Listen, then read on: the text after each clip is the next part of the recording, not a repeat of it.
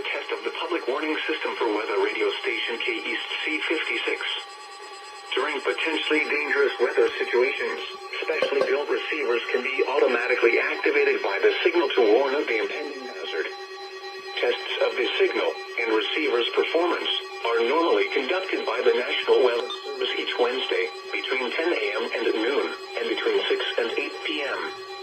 If there is a threat of severe weather, the test will be postponed to the next available good weather day.